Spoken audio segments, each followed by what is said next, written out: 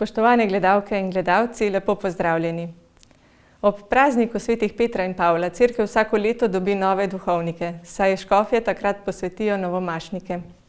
O tem, kaj pomeni biti duhovnik danes, o lepoti in izzivih duhovniškega poklica, se bomo pogovarjali s škofom Andrejem Glavanom, z novomašnikom novomeške škofije Janezom Meglenom in Boštjanom Goriškom, župnikom v Raki in Studencu. Lepo pozdravljeni. Lepo pozdravljeni, dober dan. Gospod škof Andrej Glavan, vi ste letos zlatomašnik, praznujete zlato mašo. Iskrene čestitke. Hvala lepa. Gospod Gorišek, vi ste duhovnik 6 let.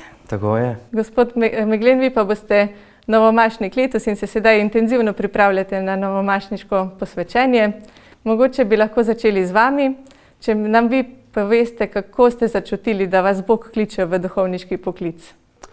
Ja, mogoče imam jaz tukaj res v tej družbi najmlajši duhovni poklic, čeprav se že spomnim tudi Boštjana, še ko je bil bogoslovec. Duhovniški poklic v mojem srcu se pa je rodil iz preprostega odgovora na Jezusov klic, da naj hodim za njim in v službi duhovnika skrbim in služim Božjemu ljudstvu.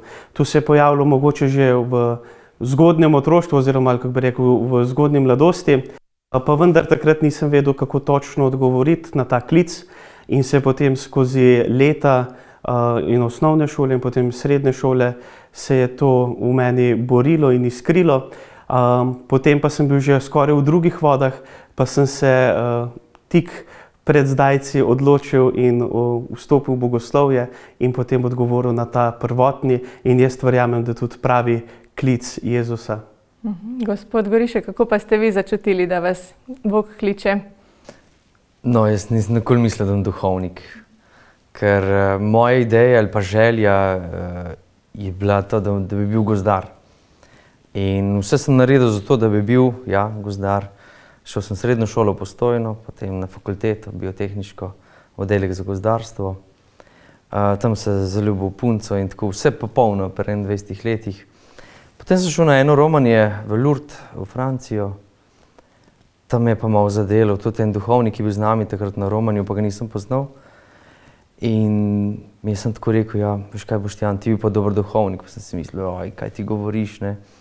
Jaz sem vendar gozdar, pa punco, pa tam Marijo sem prosil za mojo bodočo ženo, družino, otroke, ne. No, potem je bilo pa taka kar dolga, zapletena zgodba. Ampak najlepše pa bilo, oziroma kdaj sem se pa zares odločil, na taboru v Vincenciju, oziroma tam na taboru v cerkvi, je bila nedelja svetniških kandidatov in sem igral škofa Gnidovca, ki je moj sovaščan. In tam je tudi gospod škof Andrej. In naslednji dan škof mene kliče. Si predstavljate, pač nek študent tam, 3. letnika gozdarstva in ga kliče škof, mislim, nepojemljivo. Čeprav sem razmišljal o duhovništvu, ampak ne pa, da me bo škof poklical. In rekel, pridi na pogovor, ne. In takrat pridem k vam, to je bil torek, 4 popoldne. In škof, niti dober dan, je rekel, kaj bi rad? In takrat sem jaz rekel, rad bi bil duhovnik. To je bilo zame tako pravo vprašanje, ker če bi nekje ovinkarili, kaj bi bilo, ne. To sem si zelo zapomnil in hvala za takrat, za tisto vprašanje. In od takrat nisem podvomil, če je duhovništvo zame, ne. Ker, so pa preizkušnje, ne. Gospod škof, kako pa ste vi vedeli, da želite biti duhovnik? Duhovni poklic je skrivnost. Redki so taki, kot se je zgodilo pri svetem Pavlu, da ga je vrgel s konja, da je spregledal in spoznal, kaj je njegova pot. Ali pa, če pogledamo svetnike, različno. Ponavadi je pa to glavna skrivnost, Božji klic, kot pravi pismo Hebrejcem, da si vsak te časti ali pa tega poklica sam ne prisvaja, ampak komu ga daje Bog. Ponavadi pa to tako počasi raste iz majhnega semena, ki vrsti, raste, kot pravi svetopisemska prilika, da sam kmet ne ve kako, tako tudi navadno tudi človek, ki ga Bog kliče. Vem pa, ko sem bil še čisto majhen, sem bil veliko v župnišču, ker oče je bil organist pa mežnar in sta župnišče pa mežnarija skupaj v edini hiši. In zato sem se veliko zadrževal v župnišču, ker je bila mamina teta in gospodinja. No in ko sem bil majhen, jaz se tega ne spomnim, ampak drugi so se potem spomnili, mi je župnik vprašal: Andrej, kaj pa boš, ko boš velik? Sem rekel: to kot vi. Niti nisem znal še odgovoriti, Bog, koliko sem bil star, 3-4 leta, 5 let. Nisem znal reči, duhovnik bom, sam to kot vi. Ampak potem to se je potem počasi raslo,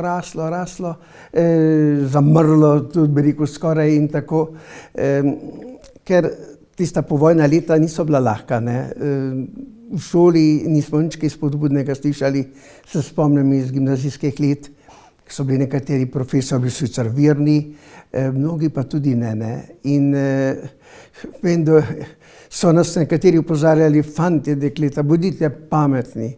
Čez 20 let bodo vse cerkve muzeji. Kdo bi se za muzejsko dejavnost kar tako odločil in da bi rekel, bom duhovnik, muzealc.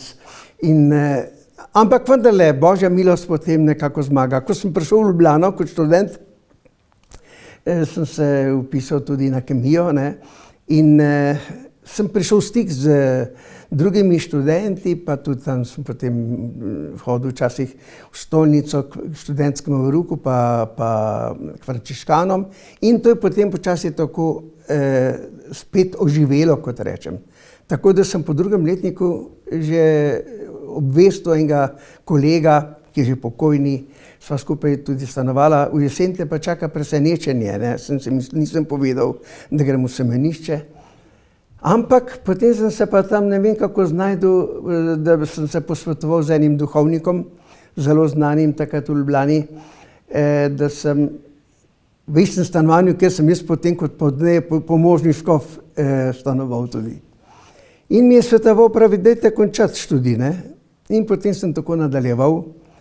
Malo sem se bal, da bo velika skušnjava, ko bo že enkrat diploma, pa tako, pa moram reči, prav nobena skušnjava, da bi rekel, bom pa zdaj zaradi tega pustil, ker imam takrat za poklic, službo ni bil problem.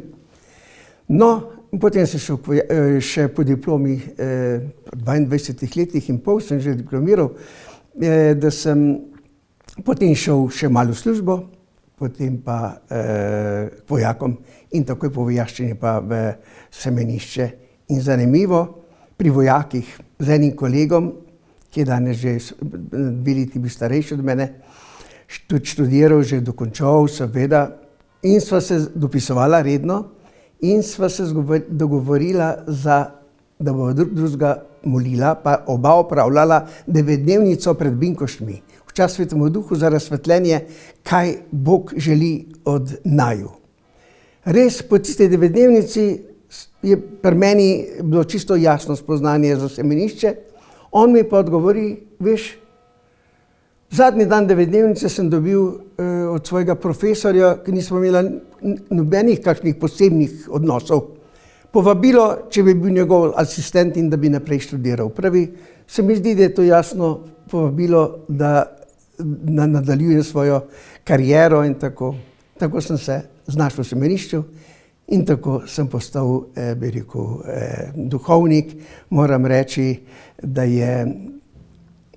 to je bila moja pot do duhovništva in sem vesel in sem zapisal v svojem vabilu na Zlato mašo, da vabim na zahvalno mašo za 50, tako rekoč, srečnih in polnih let duhovništva. Zelo lepo. Zdaj moramo malo razjasniti, da je ob mašniškem posvečenju je najprej mašniško posvečenje, se pravi zakrament, potem pa nova maša, ne? To sta dve različni stvari, ki gresta nekako skupaj. Mogoče, če malo pojasnite za koga, ki mu ni čisto jasno, ki še ni bil nikoli recimo v stiku ali pa da v njegovi župniji še niso tega praznovali, kako je to izgledalo. Mogoče gospod Gorišek kar na vašem primeru, kakšne spomine, kako je vse skupaj potekalo, kako ste to doživeli? Ja, meni je bila nova maša res nekaj čudovitega. Je pa res, tako kot ste rekli, ne? Se pravi, najprej postaneš duhovnik in včasih rečejo, da je to prva maša, pa ni. Prva maša je že takrat, ko si posvečen, takrat že somašuje skupaj s škofom, ne? Posvečevalcem. Potem pa je, ko pride tisti dan, ko imaš novo mašo, pa pač opravljaš, pač takrat slovesno vodiš, bi rekel, ja, to prvo mašo na tak način. Sicer prej so pa navadno v kakšnih samostanih ali pa pri redovnicah zahvalo njim za molitev. Tako da drugač pa seveda cela župnija, zanjo je tu prazniki in ne vem, saj v Ajdovcu, ta majhna župnija, so se ljudje zelo povezali, res pripravili vse, sprejem, sijajen šotor pred cerkvijo postavili, tudi eno tako halo na hiter prenovili in postavili na novo. Tako da ni samo tista sveta maša takrat tisto uro, ampak je dogodek in to je tisto, kar še zdaj ljudje po 6 letih govorijo, koliko je bilo lepo takrat, ko smo bili povezani. In to mi je največ od vsega, kar je bilo nove maše, da so ljudje začutili to, da je lepo delati, sodelovati, si med seboj pomagati. Lepo. Gospod Meglen, kako se vi pripravljate zdaj na mašniško posvečenje in na novo mašo? Česa se bolj veselite? Ja, priprave tečejo v polnem teku. In sicer za mašniško posvečenje je nekako, bomo rekli tako, glavno, ker takrat postaneš duhovnik in je nekako zakrament duhovništva se pač pri mašniškem posvečenju izvrši in zgodi. Nova maša pa je v bistvu neke vrste prvi zahvalni dan oziroma prva zahvalna daritev, ki jo obhaja novomašnik skupaj z bližnjimi duhovniki in pa z domačim občestvom, to se pravi iz tistega kraja, kjer izhajaš. Tako da to je v bistvu neke vrste zahvalni dan. Tako da sedaj, ko vabim ljudi na novo mašo, občutim res tisto pričakovanje in veselje ljudi, ki pač po tolikih in tolikih letih včasih se malo manj srečujemo, pa potem to veselje, ko izročiš vabilo in rečejo pridemo, ti je res veliko pomeni, da je duhovnik še zmeraj sprejet med ljudmi in da se ga vsakega posebej veselijo. Zelo lepo. Leta 1972, ko ste vi bili novomašnik, kakšni so bili takrat občutki? Takrat je bilo veliko novomašnikov, sem preštela, jih je bilo 53 vseh skupaj. Kako je takrat izgledalo, mogoče v primerjavi z današnjimi? Kako ste vi doživeli takrat novo mašo? Razmere so se zelo spremenile. Moram reči, da je takrat so ljudje veliko bolj doživljali to, čeprav je bilo novih maš veliko. Kot ste rekli, 53, nas je bilo, mislim, da je blizu 40 škofijskih duhovnikov iz vseh 3 škofij in pa potem še redovnikov, mislim, da je okrog 15. Ja, ljudje so to doživljali, tudi bolj cenili, spoštovali nekoč takrat duhovnike.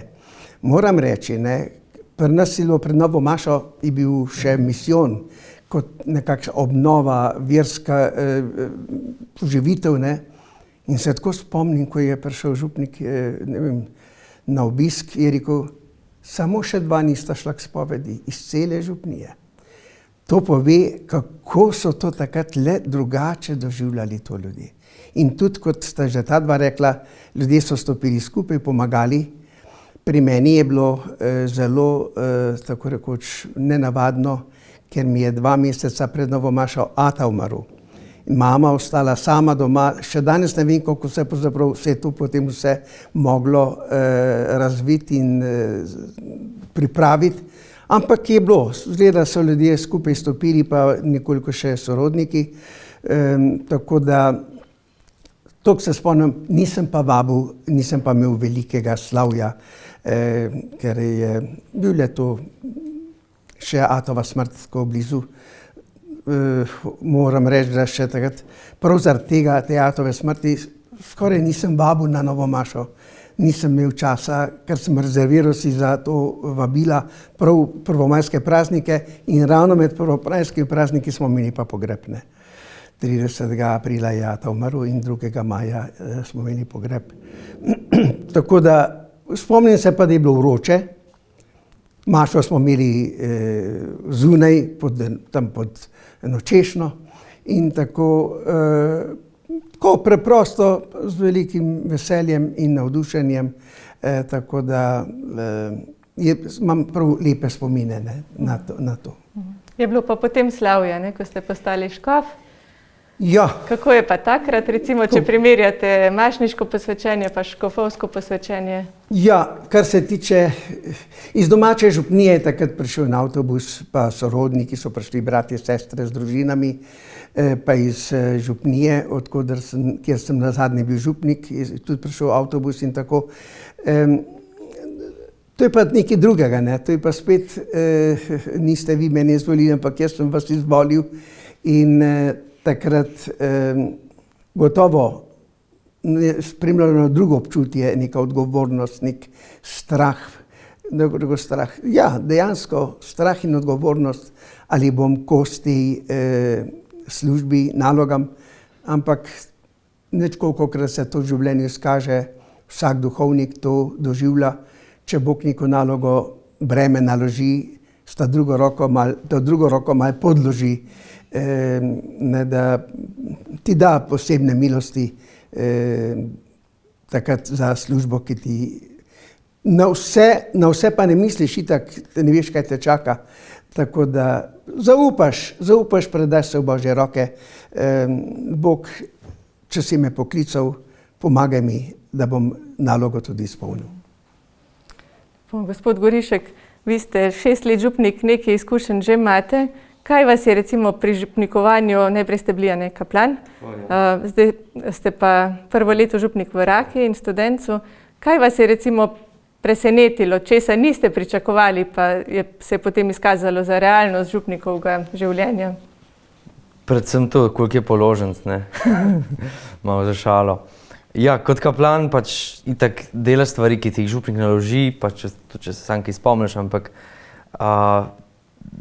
res je, ko si enkrat župnik, si pa en stran želiš, ja, samostojnosti, pa delati tako, ko misliš, da je najbolj prav ali pa meni blizu, ne. Ampak ja, so pa stvari, ki, ko postaneš župnik, veliko težje, pa bolj odgovorne.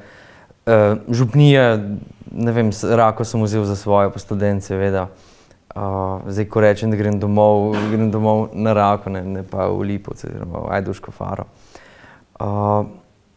Je pa lepo biti župnik in sem srečen in včasih kakšne take, ja, si kar upam kaj več, kakor bi iz nekih okvirjev, ne, malo ven pogledam, pač glede pastorale predvsem.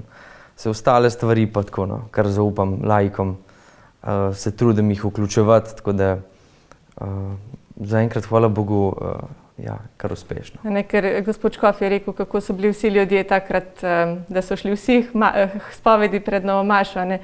Danes je najbrž odstotek vernikov v nekem kraju, v župniji, vseeno manjši. Ja, definitivno, sploh si ne znam predstavljati, kako bi to izgledalo, če bi vsi prišli spovedi, ne. Smo imeli recimo na Raki spovedne dneve, postnem času, adventnem času, kar tako, ne, spovedni dan, pa so prišli 4 spovedniki, vmes adoracije in tako, pa je stalno spovedovanje, ampak to je bilo, ne vem, mogoče 200 ljudi prišlo spovedi, ne pa, ne vem, 2000, ne. Pa se mi je zdelo strašno veliko, glej, koliko jih je prišlo, ne.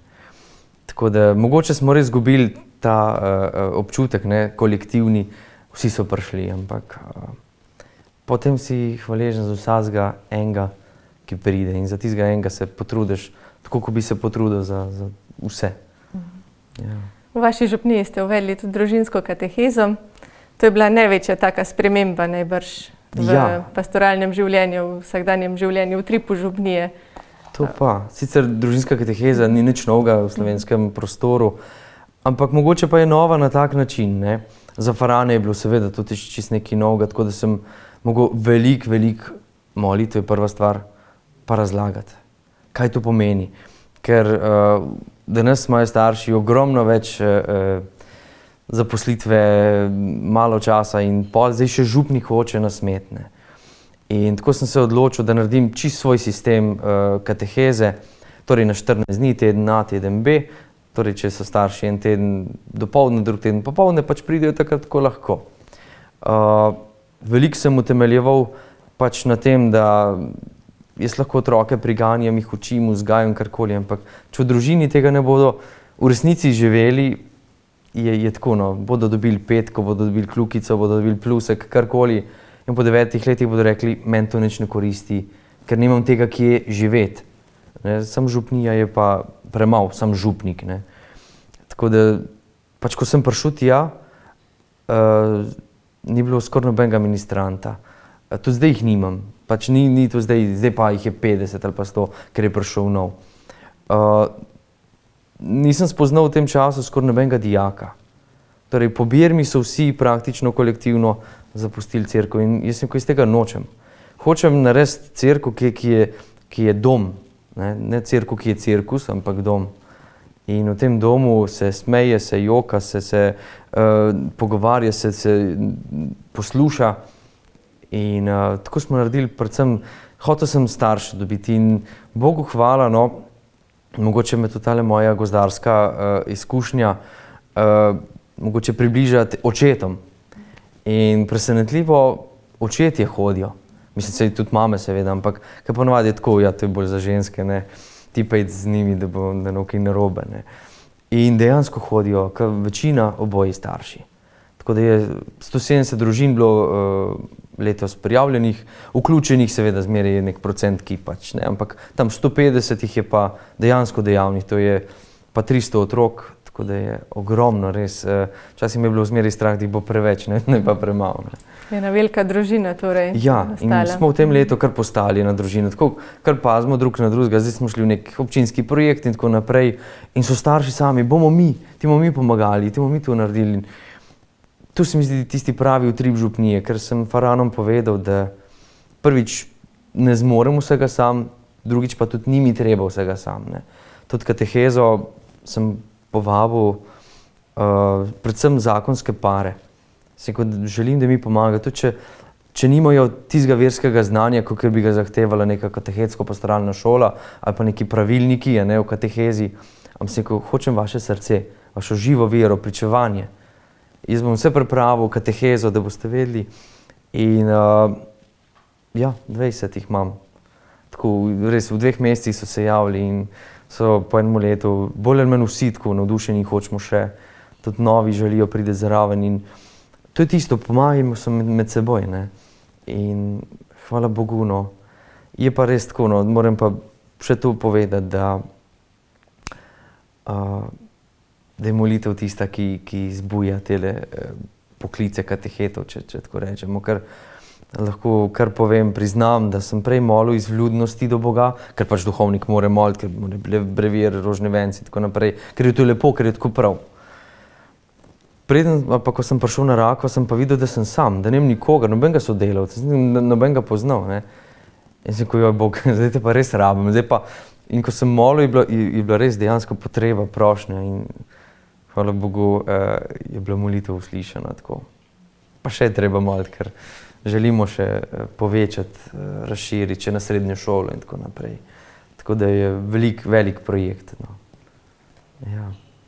Gospod Meglen, česa se pa vi veselite? Kakšne imate vi načrte za svoje duhovniško življenje? Ja, najprej se truditi biti svet, ne, to je poslanstvo vsakega kristjana. Duhovniki smo še toliko bolj mogoče vidni in zaradi tega še toliko bolj povabljeni, da vedno znova se trudimo in iščemo poti za to svetost. In iz svetosti pa prihaja veselje, ne. Torej, biti z ljudmi, biti med ljudmi, pomagati v njihovih stiskah, pa tudi biti zraven pri njihovem veselju. In te stvari me veselijo. In pa seveda vse, kar je povezano z cerkvijo, z obredjem, z tem, da se versko življenje poglablja, širi, vse to prinaša veselje. včasih kakšno skrb, ampak če nobena stvar ne skrbiš, potem ne more biti tudi nobenega veselja. Tako da to so resnične te stvari, ki me veselijo in kjer pač se počutim nekako najbolje. A vas je kaj strah? Ja, gotovo pridejo strahovi, ne? Ali bom to zmogel, ali sem tega vreden in tako naprej. Teh strahov je kar nekaj. Predvsem pa strahov, da ne bi koga odbil, ker ni temeljna želja ni nikoli, da bi koga odbili, da bi koga prizadeli kakorkoli, ne. Včasih pa to storimo nevede in to je v bistvu kar največji strah, ne, da pač se mi ne bi postavili na pot nekomu, ki želi priti do Kristusa, da bi zaradi naše šibkosti ali pa naše slabosti, predvsem pa zaradi naših grehov, da kdo ne bi uspel videti Kristusa in se pač k njemu približati, ne. Tega me v resnici najbolj temeljno strah, ne. Ampak vse premoremo v njem, ki nam daje moč, ne. Tako da z Božjo pomočjo tudi ti strahovi ratajo manjši in obvladljivi. Gospod Škof, a je bil kak trenutek, ko ste vi začutili to, en tak poseben trenutek, recimo, ko ste začutili, koliko je lepo biti duhovnik, ali pa ena taka, kakšen čudež, ki se vam je zgodil mogoče, ali pa eno tako, ne vem, to občutje, ne, sem na pravem mestu? Ja, v 50 letih se naredi en tak velik, tudi lep mozaik, kot rečemo. Veliko bilo teh trenutkov. Moram reči, recimo, po eni strani z različnih področji. Lepa bogoslužja. Imel sem srečo, da sem imel vedno dobre zbore, bogoslužja zelo lepa. Ko je marsikdo rekel, če bo v nebesih tako lepo, bo kar dost, ne. Tako da, to so bile ta. Največ je bilo pa seveda takih, jaz sem imel na skrbi različna področja. Sem imel zelo znano Božjo pot Crngrob, kjer so bila tudi lepa doživetja. Sem imel dom ostarelih in slabovidnih, slepih v župniji, sem zanje tam skrbel tudi. Potem različna slova. In ravno v tem domu, ne, ko človek prinese neko tolažbo, nek mir in tako, tam imam zelo lepe spomine. Ni bilo redko, ko sem prinesel nekak mir ljudem, ki so po 50-60 letih, ki so se znašli v domu, pa že 50-60 let morda niso bili pri spovedi in podobno. Tako se spomnim veliko v teh dogodkov, ampak nekaj mi jih je še posebej ostalo v spominu. En tak, ki je bil že med zadnjo vojno angažiran, še mlad in potem seveda družino, otroci, nekrščeni, brez vzgoje in tako. In na koncu se je znašel v domu, ne. Otroci, vem, eden pa ne, so si sami pomagali, da so prišli v katehumenat, kot katehumeni prijeli zakramente. In ko je bilo pa on, tako rekoč, na smrtni postelji, ne, mi je žena poklicala, ne, da bi šel. In imam kaken spominu, en sin, ki je tudi sam postal kristjan, se je dal kot odrasel krstiti, pa mama sta hodila po hodniku gor pa dol pa molila, medtem ko sem jaz njega prevideval noter, ne. In tak dogodek po tolikih letih, recimo, ne, 50-ih, kaj štem, koliko let je bilo tega, ko se nekdo spove in spreobrne, ne, spontano mi je prišlo, da sem ga tam v postelji poljubil na čelo. Tako človeka to prizadene in gane, ne. Ali pa ena druga, ki je bila Jehovina priča, naprimer, tudi, se pravi, teh dogodkov je bilo ogromno, ne. In sem jo poznal že iz prve župnije svoje. In ko sem hodil obhajati vsako nedeljo, vse smo se sicer menjavali, duhovniki, ampak ko sem prišel do nje, vedno je brala evangelij, Jehovina priča. Kako sem sama sebi govorila, zato da sem tudi mi slišali, kako sem jaz srečna, da sem spoznala resnico, kako sem jaz srečna. Nekega dne Neke nedelje pa pride ena upokojena učiteljica, ki je prišla k njej na obisk in je rekla: "Joj, gospod, pejte k njej." Tako dobro, in sem šel, čeprav je bila nedelja, samo tako na obisk, kot nekako priprava. Meni se zdi, da se v njej nekaj dogaja. Da bom se dogovoril z njo, kako pa kaj, pridem dol, veste, kar naenkrat je začelo bruhati iz nje in se začela spovedovati. Kar naenkrat seveda, sem rekel, poslušajte, križ sem naredil, ne, drugega mi ni preostalo, ker je kar vrelo iz nje, sem rekel, bolj potih, ne, da, se je vse če slišal. In tako, in to je povedala se za celo življenje skoraj, ne, in potem pa rekla, vidite, to sem jaz čakala, to sem si jaz želela, ne. Prej pa vsako nedeljo, kako sem jaz srečna, ko sem spoznala resnico. Glejte, to so taki dogodki, pa je potem vztrajala, kolikor vem, ne, saj so jo potem še malo skušali spet ponovno omrežiti, ampak jaz sem ji dal tam en rožomenc, sem rekel, če bojo rožomenc zagledali, bojo kar prešli. V glavnem so mi tudi telefonirali, sem rekel, veste, kar pustiti jo pri miru. Ona je sama to želela in samo vrnila se je k veri svojih očetov, svojih staršev in tako, da je našla svoj mir. In še toliko, pravim, drugih takih lepih, ali pa smo imeli opravka tudi z slepimi, gluhimi in nemimi. Trojna, bi rekel, okrnitev, ne. In doživetje s temi ljudmi, kako so oni doživljali obhajilo, naprimer, ne, neverjetno. Ali pa spoved, ali pa tako. To je, eden si spodbal, ker je tipkov, da je lahko natipkal grehe, ker ni ne govoril, ne, in tako. Ja, neverjetno, to so taki lepi spomini, od katerih človek pravzaprav potem še dolgo živi in takrat pa veš, da se splača biti duhovnik. Kaj pa bi vidva rekla, zakaj je lepo biti duhovnik? Meni je duhovniška služba lepa predvsem zato, ker jo lahko delim z ljudmi.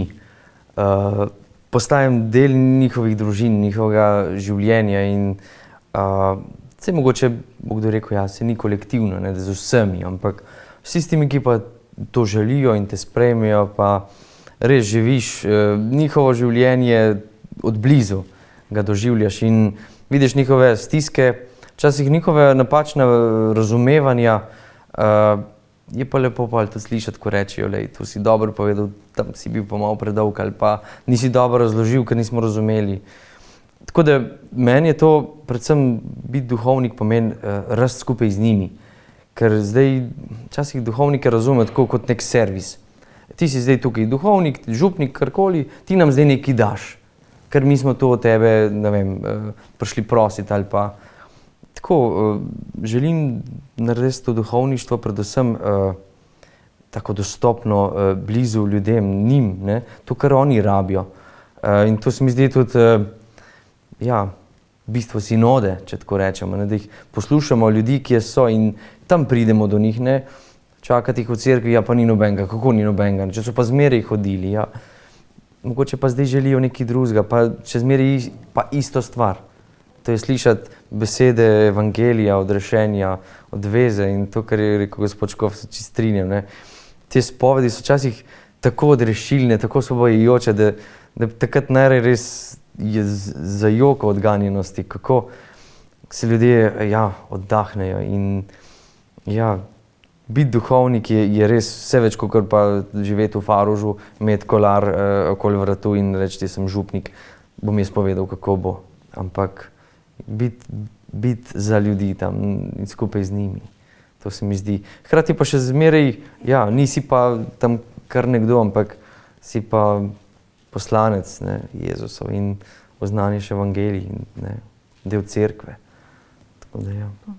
Kako pa vi gledate na duhovniško poslanstvo? Izkušnje še nimate, ampak gotovo pa imate in ideal, kaj je tisto, kar je pri poslanstvu, pri poklicanosti, kaj vas nagovarja? Izkušnje res nimam, kako je biti duhovnik, se mi samo dozdeva oziroma v želji to pričakujem. Se pa zmeraj znova spomnim tako, ko razmišljam o duhovnikih, kje bi jaz bil, če ne bi bilo dobrih duhovnikov na moji poti. Kako ključni so bili skozi vso življenjsko pot, čeprav je mogoče kratka trenutno še, ampak še vseeno, koliko modrosti, koliko dobrih nasvetov, koliko spovedi, če ne bi bilo tam duhovnikov, ker jaz sem pač od domačega župnika pa domačih duhovnikov iz okolice, pa tudi potem, ko sem bil na škofijski gimnaziji, tistih kaplanov, ki so tam bili z nami, kaj bi bilo z nami, če njih ne bi bilo. Bili so tam priče Kristusa in ob tem zgledu si res lahko samo najlepše stvari o duhovništvu postavlja. Tako da res duhovništvo vidim kot nek biser, ki se sveti na tem svetu, daje ljudem poguma in kaže pot in jih hkrati tolaži in spodbuja k dobremu. Tako da res najlepše stvari se mi zdi, da so zbrane okrog duhovništva. Ga ni poklica, ki bi tako v polnosti, ker je pač del Božjega, je duhovniški poklic. Tako da res najlepše misli ob duhovništvu. Lepo.